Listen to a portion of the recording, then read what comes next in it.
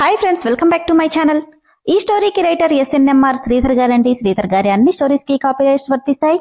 ఆయన పర్మిషన్ లేకుండా యూట్యూబ్ లోనే కాదు మరే ఇతర సోషల్ మీడియా నెట్వర్క్ లో కూడా ఆయన స్టోరీస్ ని అప్లోడ్ చేయడానికి వీల్లేదు. దయచేసి అలా చేయకండి ఫ్రెండ్స్. అలా చేస్తే లీగల్ గా చాలా ప్రాబ్లమ్స్ ఫేస్ చేయాల్సి వస్తుంది.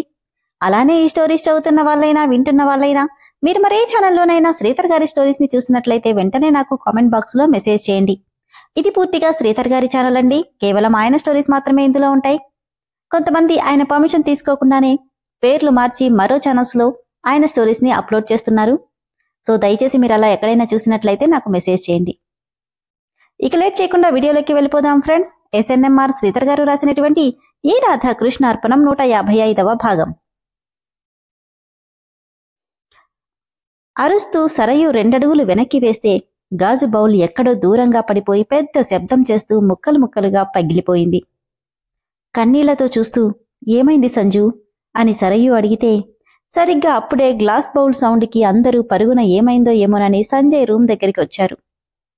గట్టిగా కళ్ళు మూసుకుని తెరిచి, సారీ, ఇక నుండి వెళ్ళిపోసరు.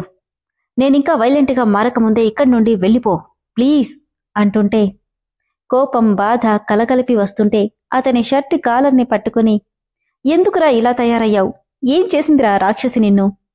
అసలు కోపం అంటేనే తెలియని నిన్నిలా మార్చేసింది. ఇంకా దానికోసం ఎందుకు నీ టైం వేస్ట్ చేసుకుంటున్నావు?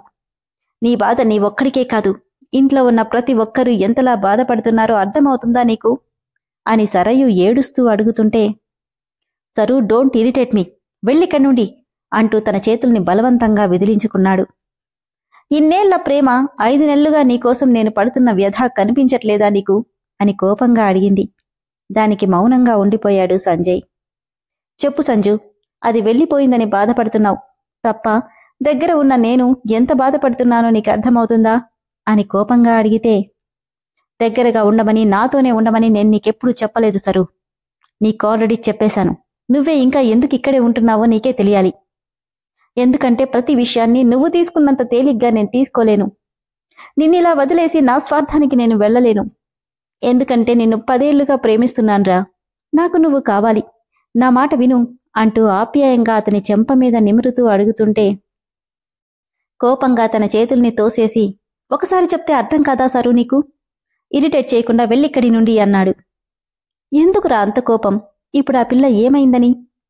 తన ప్రశ్నకి సమాధానం చెప్పు అంది రమ. సమాధానం తన ప్రశ్నకే కదమ్మా, ఆల్రెడీ ఇక్కడున్న ప్రతి ఒక్కరికీ చెప్పేశాను. ఎందుకు పదే పదే దీని గురించి అడిగి ఇంకా విసిగిస్తారు నన్ను? ఇక రాధిక వస్తుందన్న నమ్మకం లేదు సంజు. ఎందుకు నీకు ఆ విషయం అర్థం కావట్లేదు అని అడిగింది రమ. తల అడ్డంగా ఊపుతూ, లేదమ్మా, నాకు నమ్మకముంది. తను ఖచ్చితంగా వస్తుంది. ఎప్పుడు? తెలీదు.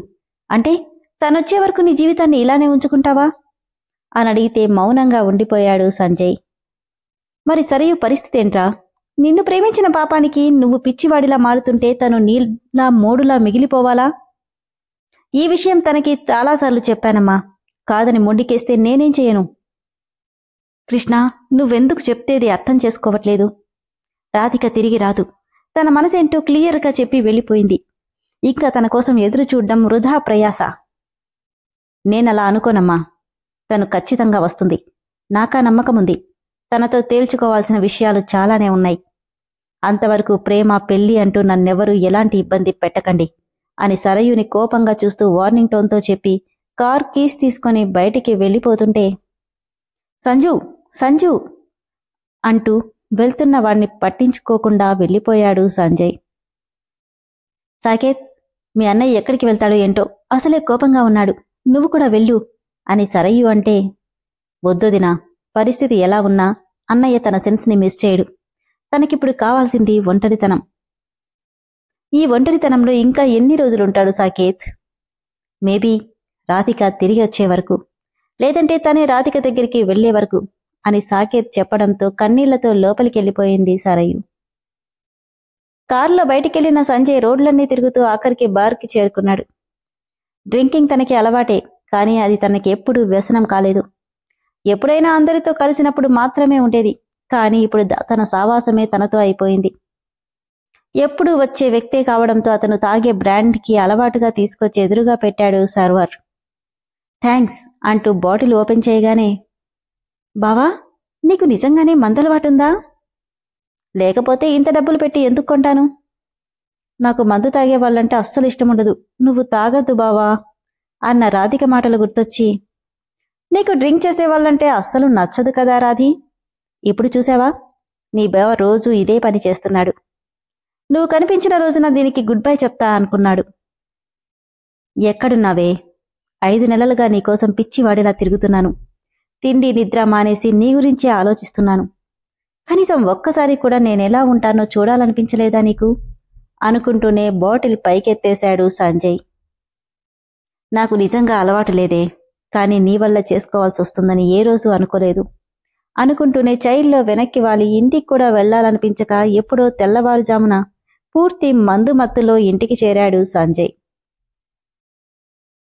గుడ్ మార్నింగ్ సవి అని విష్ చేశాడు పొద్దున్నే Sudheer. Very good morning Sudheer.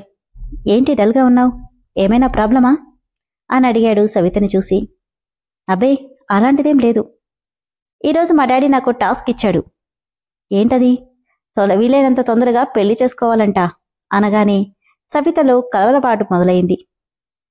దాందేముంది, చేసుకోవాలంటే అమ్మాయి నాకు నచ్చాలిగా.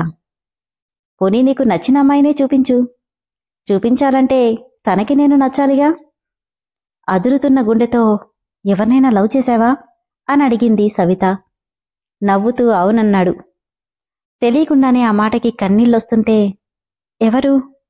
ఆ అమ్మాయి నన్నింకా యాక్సెప్ట్ చేయలేదు. అసలు నా మీద తనకి ఎలాంటి ఫీలింగ్ ఉందో నాకు తెలీదు. తను ఓకే అన్న రోజున ఫస్ట్ నీకే చెప్తానన్నాడు సుధీర్. బాధగా నవ్వి, ఓకే సుధీర్, నాకు కాలేజ్ టైం అవుతుందంటూ ఫోన్ పెట్టేస్తే, నీ మనసులో నా మీద ఎటువంటి ఫీల్ ఉందో ముందు నేను తెలుసుకోవాలి సవి.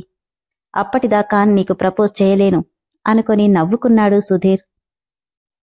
ఎప్పుడో 9ంటికి తాగిన మత్తంతా వదులుతుంటే మగతగా నిద్రలేచిన సంజయ్కి తలంతా పగిలిపోతున్న ఫీలింగ్ కలుగుతుంది.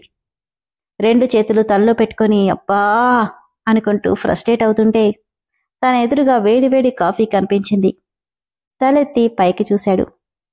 తనని కోపంగా చూస్తున్న సరయుని చూసి, నువ్వా? నేనే. ఇప్పటికైనా తాగిన మత్తు దిగిందా? ఆ మత్తులో ఉండడానికే తాగేది అంటూ కప్ తీసుకుని బాల్కనీలోకి వెళ్తే, ఇంకేం మాట్లాడినా వాదిస్తాడని అర్థమై, సంజు, నీతో ఒకటి చెప్పాలి. ఏంటి? ఇంట్లో అందరూ ఒక్కొక్కరు ఒక్కో బాధలో ఉన్నారు. అందరం కలిసి సరదాగా ఎక్కడికైనా ఒక 2 రోజులు వెళ్ళొద్దామా? మీరు వెళ్ళండి, నేను రాను. ఎందుకు? నాకు రావాలని లేదు. నువ్వు కూడా రావాలి సంజు. నాకు ఇంట్రెస్ట్ లేదు సరు, కంపెల్ చేయకు. నీకిక ఎందులో ఇంట్రెస్ట్ ఉంటుందిరా? తాగి ఊర్లు పట్టుకుని తిరగడంలోనా అంటూ వచ్చింది రమ. అమ్మా, ఏంటి నువ్వు కూడా? అమ్మనే, అందుకే అడుగుతున్నాను. నీ వల్ల ఇంట్లో అందరూ ఎంత బాధపడుతున్నారో తెలుస్తుందా నీకు? ఒక్క 2 రోజులు సరదాగా గడుపుతావని బయటికి వెళ్దామంటుంటే దానికి కూడా మొండికేస్తున్నావు. నాకు రావాలని లేదమ్మా, ఎందుకు మీరు చెప్తే అర్థం చేసుకోరు? అర్థం చేసుకోనిది మేం కాదురా, నువ్వు. నీ పెళ్లి చూడాలని, నువ్వు సంతోషంగా ఉంటే చూడాలని ఎంత ఆశపడుతున్నానో తెలుసా? నేనే కాదు, నీ తమ్ముడు, చెల్లెలు, గౌతమి అందరూ. కాని వాళ్ళు ఎవ్వరి సంతోషాన్ని నువ్వు చూడడం లేదు కదా. అలాంటిదేం లేదమ్మా, మీరంతా వెళ్ళిరండి, అన్ని ఏర్పాట్లు నేను చేస్తాను. అక్కర్లేదు, మాకు కూడా ఎక్కడికి వెళ్లాలని లేదులే. దీనికంటే ఒకేసారి ఆ దేవుడు పిలిచినప్పుడు పైకి పోతాను అనగానే, అమ్మా అంటూ కంగారుగా దగ్గరకొచ్చి ఆమె చేతులు పట్టుకుని, ఏంటమ్మా మాటలు? ఇంకెలా మాట్లాడమంటావు? రోజు రోజుకి నువ్వెలా దిగజారిపోతున్నావో తెలుస్తుంటే ఈ తల్లి మనసెంత ఆక్రందన చెందుతుందో నీకు అర్థమవుతుందా సంజు? బాధగా, సరే ఇప్పుడేంటి? మీతో పాటు బయటికి రావాలి, అంతే కదా?